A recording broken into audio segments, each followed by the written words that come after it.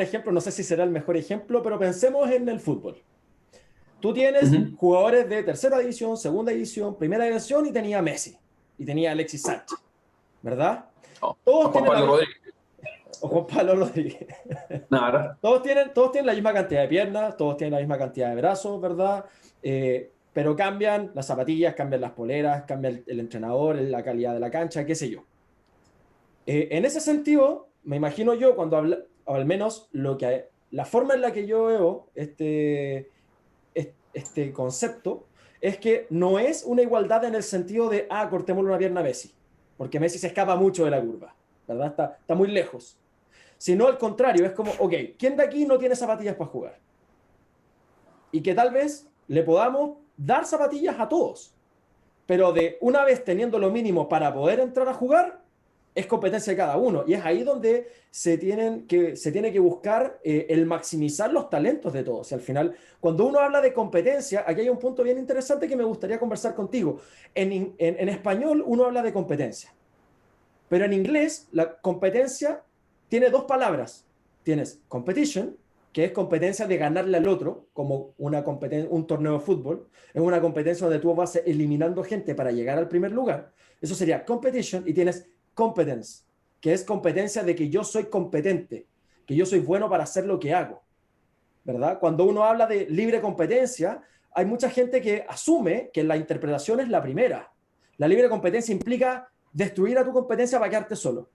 No, no, no, no, no, no. Libre competencia, la traducción correcta es que todos hagan lo mejor posible y que tú puedas elegir. A mí hay un ejemplo que ocupa Jordan Peterson en un montón de sus charlas, en muchas de sus charlas, que es justamente la industria de los gaffiters. No es que haya una pirámide, un conglomerado de gaffiters tiránicos que te obliguen con una pistola en la cabeza a elegir a este o a este. Tú eliges el gaffiter que encuentras mejor. Tú lo llamas por recomendación, por ejemplo. Si hace un buen trabajo, lo llamas de nuevo y lo recomiendas. Si hace un mal trabajo, no lo llamas más y no lo recomiendas. Eso es competencia, pero no por eliminación de tus contrincantes, sino que es competencia por un filtro de qué tan competente es la persona. En ese sentido, ¿qué opinas tú de esta dicotomía o de este tal vez malentendido competencia de eliminatorias versus el ser competente para lo que sea que hagas? Sí, es un súper punto también, Carlos. Yo tiendo a estar de acuerdo contigo. Yo creo que muchas veces como que uno tiende, o hay una cierta mentalidad de aproximarse a la vida en sociedad o de cómo uno se relaciona con el resto, que es como de una lógica de suma cero, ¿no? Como de entender que constantemente, como que no puede haber un win-win, como que no puede haber un ganar en las relaciones de interdependencia, por de pronto entre las que sean respecto a bienes y servicios y otros, ¿no? Yo creo que muchas veces bien aproximado existe ese win-win o la posibilidad de ganar, ¿no? Y que en la medida que cada cual, como tú dices, pueda desarrollar sus competencias, no en el entendido de destrozar al otro, para mí eso no es ningún ideal, ¿no? Yo creo que efectivamente muchas veces el mercado así dejado a su ultranza y sin ningún tipo de regulación, muchas veces por la determinada naturaleza de ciertos mercados que tienden al monopolio, tiende a ser lo más antilibre que uno se puede imaginar, ¿no? Y tiende a ser, como decíamos antes, no pura y dura concentración de poder. Yo creo que en la medida que uno genere, como tú dices, esas, podríamos decir, claro, más que igualdad en el sentido de igualitarismo, igualdad en el sentido de igualdad de oportunidades, ¿no? Claro, de que todos Igual en el sentido, puedan entrar a la cancha a jugar. efectivamente, que todos tengan más o menos. Al final del día, y conectándolo también en lo profundo, pero con la discusión actual, mira, yo creo, o si tuviera que ponerme así medio cursi, pero si yo tuviese que soñar en un país o en una sociedad, a mí me gustaría soñar en una sociedad en la cual el lugar en el que tú nazcas no determine de manera inexorable cuál va a ser el destino en tu vida. Es decir, que por el hecho de nacer en un hogar pobre o en un hogar rico, eso no determine absolutamente cuál va a ser tu forma, estilo o calidad de vida. O por ejemplo, nuestro país es muy centralista, que por nacer en Santiago o por nacer en regiones tú tengas acceso a tal o cual determinado bien o servicio, ¿no? Yo creo que uno debiese aspirar a una sociedad en donde tu lugar de nacimiento, por así decirlo, no te determine completamente. ¿Y cuál es el remedio para eso? Bueno, una sociedad meritocrática, ¿no? Una sociedad que tienda a generar igualdad de oportunidades, y ahí donde existen injusticias insalvables o desigualdades inmateriales excesivamente grandes, bueno, el Estado tiene un rol. tienes un rol que es redistributivo, tienes un rol que es reordenador y que busque, en último término, igualar o emparejar la cancha. Yo sé que eso es medio utópico, ¿no? En el sentido que nunca van a existir igualdad de oportunidades completas y absolutas, pero sí creo que es una meta deseable para esta, una meta ordenadora que va permitiendo tener una cierta lógica. Y yo ahí sí creo mucho en la igualdad, ¿no? Como igualdad de oportunidades. No creo tanto en esa igualdad material a ultranza o igualitarismo, en el sentido de ya, si alguien tiene una pierna bien, O la igualdad de cortémosle una pierna a resultados todos. que le llaman, la igualdad de La resultados. igualdad de resultados, ¿no? O de alguna manera, que está muy graficado, decía cortar una pierna, pero era esto lo que decía el ministro o exministro Izaguirre de quitémosle los patines, ¿no? A quienes están arriba de los patines. Quitémosle los patines para que ninguno tenga patines. No.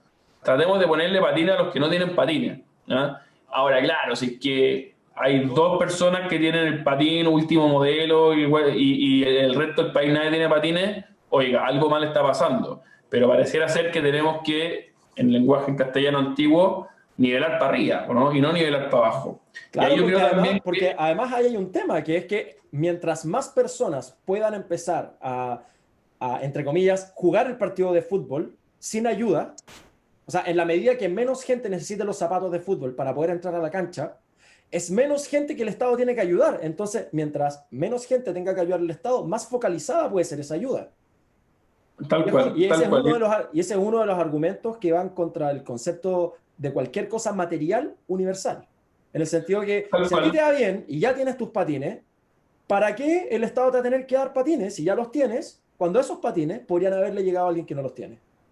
Tal cual, Carlos. Y yo creo que hay un gran riesgo, siguiendo la misma línea argumentativa de la discusión pública chilena actual y de la discusión constitucional que estamos a puertas, que tiene que ver precisamente con esa tensión, ¿no? Entre la focalización del gasto público versus la consagración universal de derechos para todas las personas, ¿no? Entonces, claro, uno en la línea de lo que dices tú, mira, nuestros recursos como país son limitados.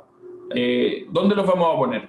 ¿Los vamos a poner en quienes más lo necesitan a través de políticas públicas focalizadas, o vamos a preferir garantizar ciertos derechos a ultranza para todos, ¿no? Y por ejemplo, la educación universitaria gratuita, universal para todo el mundo, incluso para el que la pueda pagar, porque consideramos que la educación es un derecho social. Yo creo que esa lógica, habrá que ver el caso a caso, pero esa lógica que es discursiva, pero es súper real, ¿no? Es decir, mire, queremos avanzar hacia derechos sociales garantizados a todas las personas. La cara fea de ese discurso, que es muy bonito, la cara fea es que los recursos compiten, ¿no? Si los recursos son limitados. Entonces, si yo aseguro universalmente derechos para todos, lo que estoy haciendo es dejando de focalizar recursos en quienes más lo necesitan.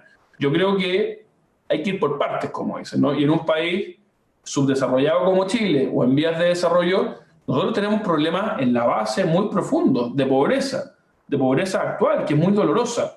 Y por lo tanto, ojalá podamos llegar por la vía del crecimiento, por la vía de la generación de riqueza, por la vía de la anticorrupción, etcétera, etcétera, etcétera, a ser un país en donde tengamos derechos sociales garantizados lo más posible y que tengamos condiciones materiales de vida todo lo mejor posible.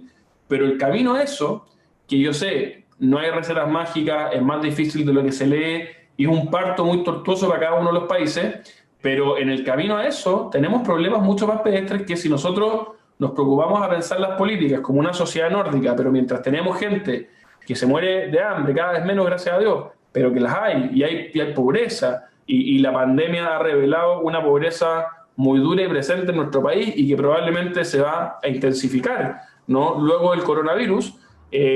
Hombre, creo que hay que solucionar primero esos problemas y avanzar, ojalá, hacia tener derechos sociales universales, pero creo que partir de golpe y porrazo con una suerte de universalización de derechos a la nórdica, teniendo impuestos a la chilena, Estado a la chilena y pobreza a la chilena, me parece que es un riesgo grande de transformarnos más que en Finlandia, Suiza o Noruega, en un mal fracaso de proyecto peronista argentino o quien no quiera, una suerte de modelo venezolano, que yo creo que por las instituciones en Chile es difícil, pero chuta que creo que nos estamos pareciendo a Argentina.